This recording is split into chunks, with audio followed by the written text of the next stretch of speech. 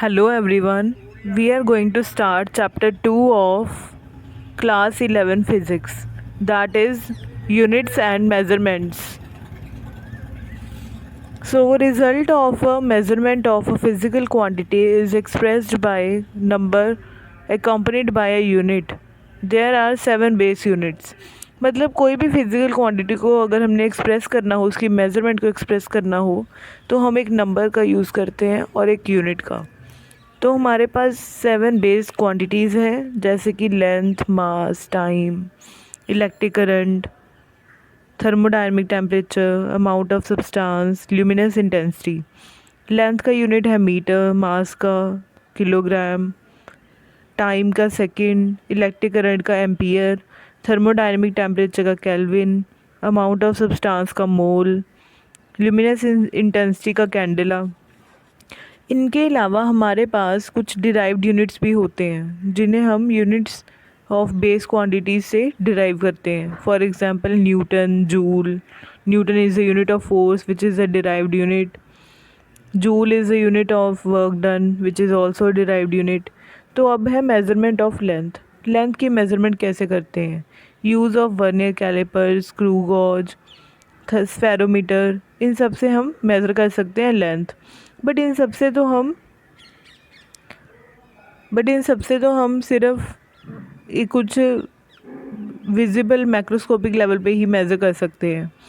But beyond इनकी range हमारे पास कुछ इनडायरेक्ट मेथड है, जैसे कि अगर हमें सन और अर्थ का डिस्टेंस मेज़र करना है तो हम पैरेलैक्स मेथड यूज़ करेंगे। पैरेलैक्स मेथड है लार्ज डिस्टेंस मेज़र करने के लिए। अगर हमें बहुत ही स्मॉल डिस्टेंस मेज़र करना है, जैसे कि साइज़ ऑफ मॉलिक्यूल, तो हम विजिबल लाइट का यूज़ नहीं करते, हम इलेक्ट्रॉन बीम का यूज़ करते हैं। तो इलेक्ट्रॉन माइक्रोस्कोप की हेल्प से हम मेज़र करते हैं length.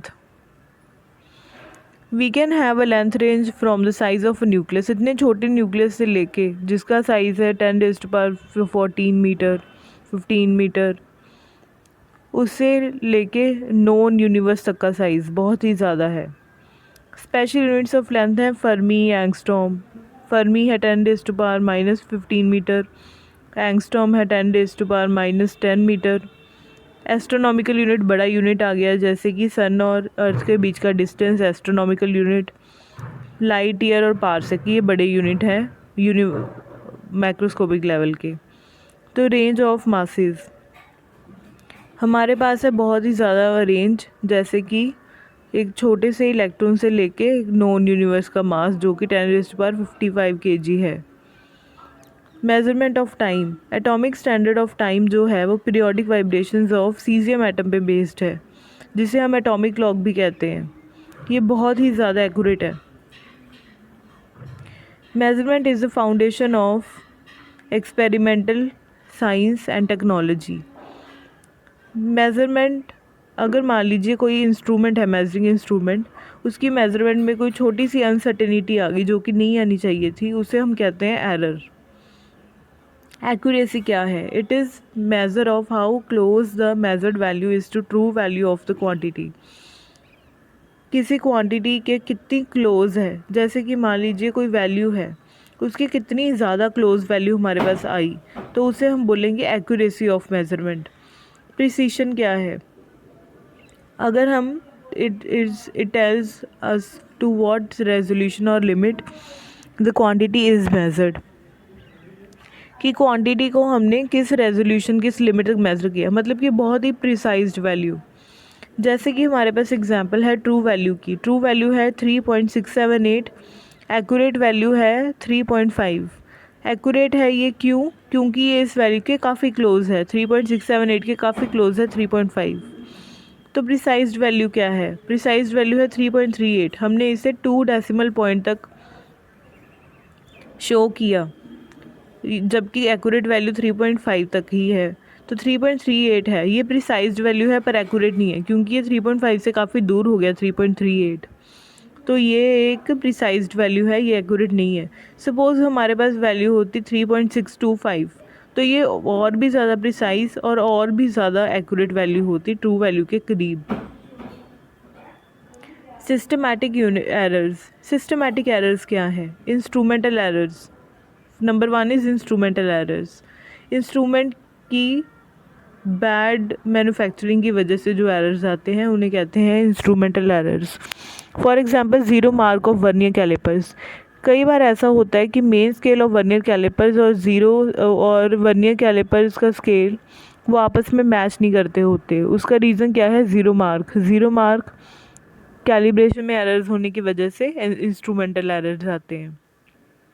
Imperfection in experimental technique. Experimental technique में इम्परफेक्शन होना, जैसे कि मेजरिंग टेम्परेचर। जैसे कि हम आर्मपिट में जब थर्मामीटर लगाते हैं तो जो रियल बॉडी टेम्परेचर होता है उससे टेम्परेचर वो कम ही शो करता है। तो ये है imperfection in experimental technique. Next is personal errors. Carelessness in taking observations. For example हम ऑब्जर्वेशंस प्रॉपर नहीं लेते या फिर नंबर ऑफ़ ऑब्जर्वेशंस कम लेते हैं, तो केयरलेसनेस की वजह से पर्सनल एरर्स आते हैं। रैंडम एरर्स क्या है? या वोल्टेज या करंट की अनप्रेडिक्टेबल फ्लक्चुएशंस होने की वजह से जो एरर्स आते हैं वो होते हैं रैंडम एरर्स। अब next is least count errors. Least count errors जानने से पहले हम जानेंगे कि लीस्ट काउंट होता क्या है। The smallest value that can be measured by a measuring instrument. Instruments with higher precision reduce these errors. जो हम एक सबसे छोटी वैल्यू जो कि हम किसी इंस्ट्रूमेंट की मेज़र कर सकते हैं उसे कहते हैं least count. For example least count of vernier caliper is 0.01 centimetre. हम 0.01 सेंटीमीटर मेज़र कर सकते हैं सबसे छोटी वैल्यू वर्नियर कैलिपर से, तो वो उसका लीस्ट काउंट हुआ। तो instruments with higher precision reduces errors.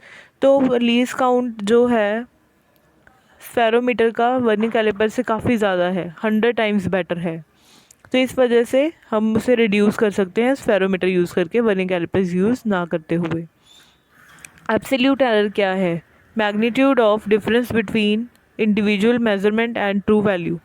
Measurement value और ट्रू वैल्यू के बीच में जो डिफरेंस है वो है absolute error. Combination of errors क्या है? कॉम्बिनेशन ऑफ एरर्स है अगर हम सब्ट्रैक्शन या फिर एडिशन करें तो एरर्स ऐड हो जाती हैं, सब्ट्रैक्ट नहीं होती हैं, एरर्स ऐड होती हैं। इन मल्टीप्लिकेशन और डिवीज़न रिलेटिव एरर ऐड होती है। Significant figures. The reliable digits plus the first uncertain digit are known as significant figures. For example 0.002308 है, इसमें अंडरलाइन ज़ीरोज़ हैं जो वो नॉन सिग्निफिकेंट है।